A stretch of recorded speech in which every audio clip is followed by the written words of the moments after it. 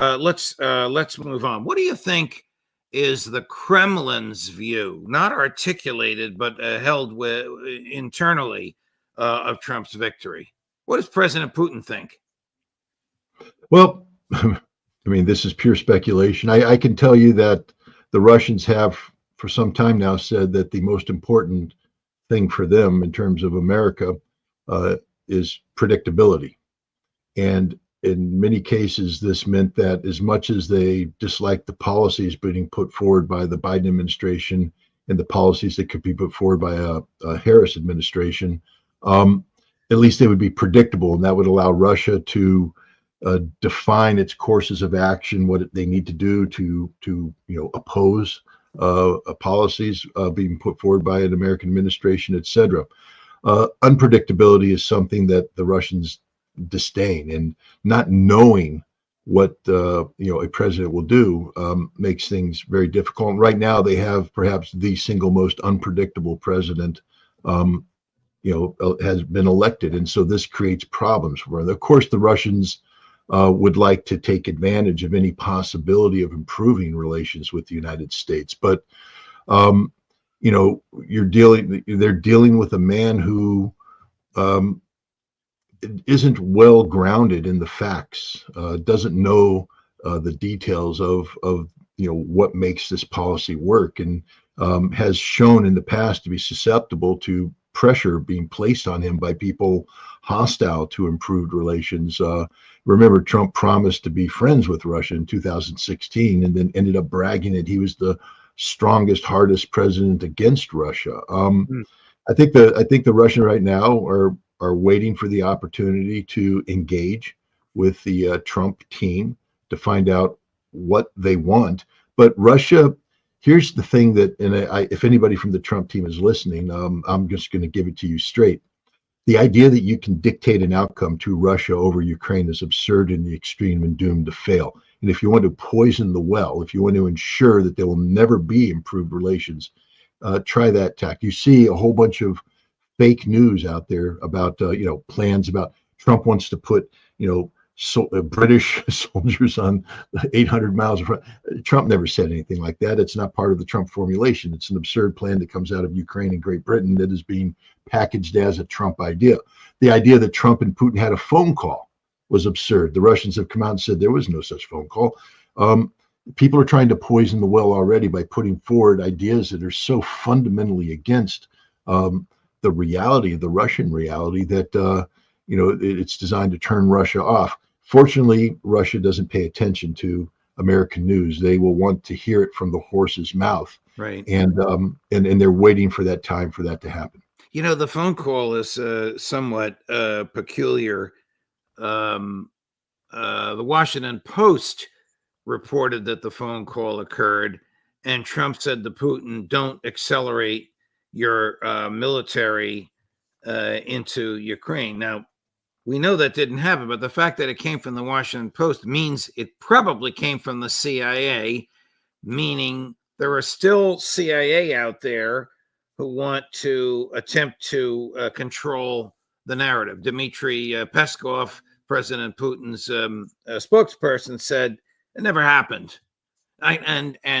You understand the way President Putin thinks. I can't imagine he would sit there and listen to anybody, Donald Trump or anybody, telling him how to control his military, particularly in the middle of a war.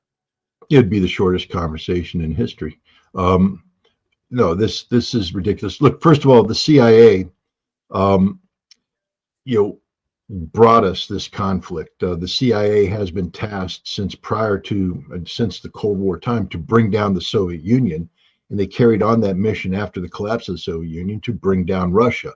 This has been the never-ending task of the CIA. Regardless of who president is, the CIA has always had a mission statement of bringing down Russia. The CIA gave us 2014, gave us the Maidan coup. The CIA gave us 12 permanent CIA bases on the border between Ukraine and Russia to spy into Russia, to carry out covert actions, to disrupt Russia. The CIA gave us Navalny. The CIA gave us Gary Kasparov. They gave us Nemtsov. They gave us all of these so-called opposition leaders whose sole purpose is to bring down Russia and bring down Vladimir Putin. The CIA has given us sanctions. The CIA has given us this endless war, secret armies to invade Russia.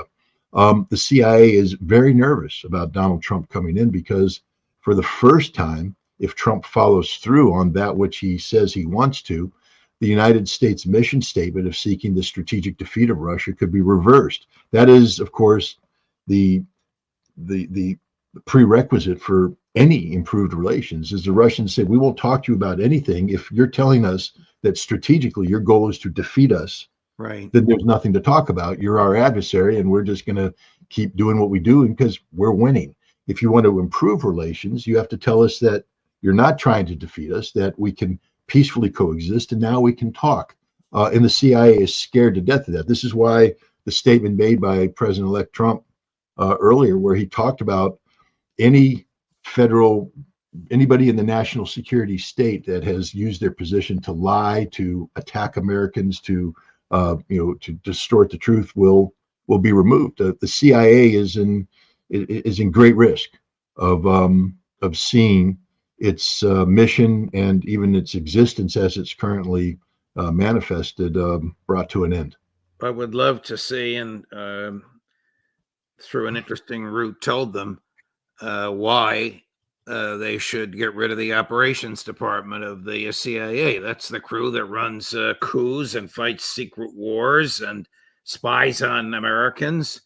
We're not talking about legitimate intel gathering from foreign countries, those that wish us ill and those that wish us well. We're talking about a secret government that does whatever it wants. We'll see where Trump comes down on that. How do you think the NATO and EU elites have viewed, I'm sure sleepless nights, have viewed Trump's victory?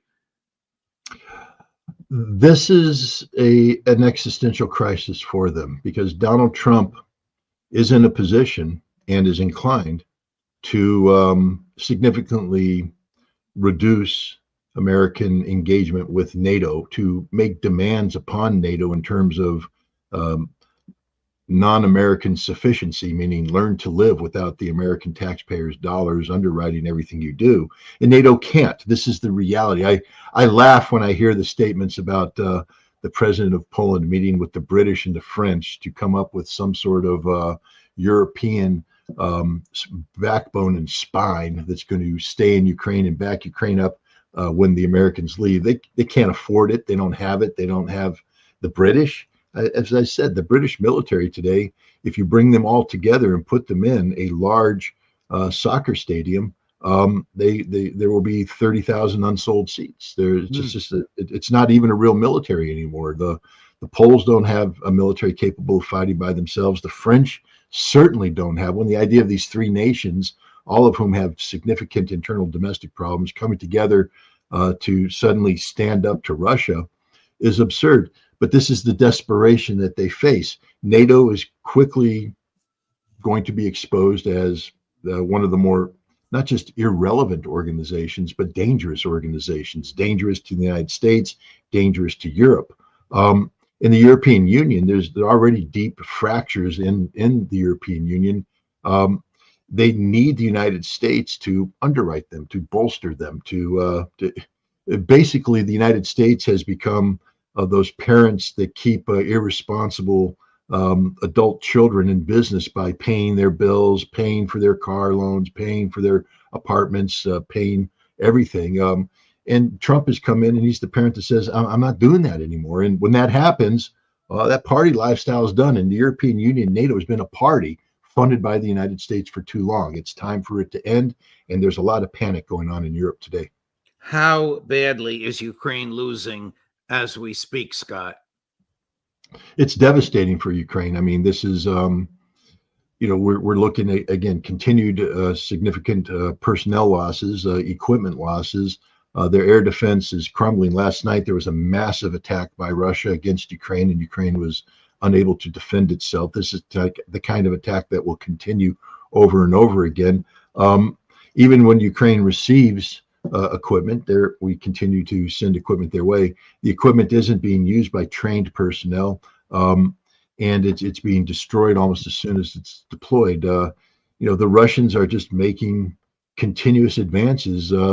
They're less than 20 kilometers away from the administrative border of Dnipropetrovsk. That means once they reach that, they've recaptured all of the Donbass, of Donetsk, Lugansk. They're making gains in Zaporizhia, and if they cross the Dnieper River into Kherson, that means they're going to Odessa. And it's just a desperate time for the Ukrainians. And we have winter coming where there's no power, no water, the inability to sustain life. Big cities are going to literally freeze to death. Ukraine's in for a very, very rough ride, which is why I think the Trump administration realistically says we can't keep this party going. We have to bring this to an end. Trump told a number of gatherings during the campaign that he would end the war in 24 hours. Well, A, I don't know how he could do that, but B, the war might be over before he gets inaugurated. I think, Trump has done, the relationship between Don Trump Jr. and his father is, it's one that I don't think anybody can say they know exactly what's going on there, but I think it's closer than many know. Don Trump Jr. together, RFK Jr. wrote an article about bringing an end to the Ukraine conflict. It was published in the Hill magazine. They also talked about preventing nuclear war, and I don't believe that article could have been published without the approval and knowledge of the Trump campaign and Donald Trump himself. And Donald Trump Jr. put out a meme today that showed Zelensky, and he basically alluded to the fact that this is what a man looks like who's been told that his allowance is about to be cut off. The implication being that the policy decision of the Trump administration is to cut funding to Ukraine. This is the reality of a Trump policy towards Ukraine, and it means the end of the war. Ukraine can't survive without American funding. Do you think that the United States will remove Zelensky, since we know Putin's not going to deal with him, and replace Zelensky, not necessarily by violence, but by telling him your time is up, replace him with somebody more rational and farsighted? Well, I think this is what we're going to be seeing happening between now and January 20th is for the Trump administration to make it as clear as possible, either directly or indirectly through European proxies, that the lifeline is cut off, and that it's going to get very ugly very soon. This is why you see a panic in Europe as they're trying to come together to figure out how to come up with alternative means of funding. This is why the Biden administration is panicked right now, trying to say we need to get as much money into Ukraine as possible before January 20th. But Zelensky may, like any person with addictive tendencies, he's addicted to American money, and he may fall victim to believing that will be enough, that if he can just get that money, then more will come. The Trump administration, I think, is looking for people who surround Zelensky and people in Europe who recognize the reality of what it means when the American spigot is turned off, and to impress upon not Zelensky per se, but those around him, that it is in the best interest of Ukraine to make a peace that, as bad as it would seem like, is far better than the one that they would get if Russia continues this conflict after January 20th, and will dictate terms that will be far more harsh than a peace that could be achieved today. This is where I think Trump, let's get away from the notion of him threatening Putin and all this stuff. This is where Trump can end the war before he comes into office, by making it crystal clear to Ukraine and their European allies that the spigot's off, there's no more money. And if you want to go that route, the Russian victory will be absolute and the surrender will be unconditional. Right now, while there's still the illusion of resources coming into Ukraine, the Ukrainians might be able to dictate something that, while not pleasant, I mean, they have lost the war after all, that is a reality, will at least give them something more than what they would get if they have to surrender at the tip of a barrel of a gun. I want to switch gears before we leave for the day, Scott, and ask you about Ron Dermer. Now, Ron Dermer, for those who don't know, is Prime Minister Netanyahu's closest advisor. He was born in Miami Beach, Florida. He renounced his American citizenship in order to be in Prime Minister Netanyahu's cabinet. You can have the dual Israeli-American citizenship, but once he got to a certain level in the cabinet, he had to renounce American citizenship, and he did that. I met him many times when I was at Fox. Last week, he secretly visited Moscow, according to Haaretz this morning. What do you think that was all about? Israel's in a very, very difficult situation. They are collapsing from within. Their economy is collapsing. They took a $67 billion hit last year. That's not about the war. That's about normal economic functioning. $67 billion hit. This year, they're in line to take a hit of over $100 million. There's no tourism. Last year, 90% drop. And right now, just nobody's going there. There's no investment taking place. They're looking at absolute economic collapse. And that's the end of any society when they have that. They're on the verge of civil war. The relief of the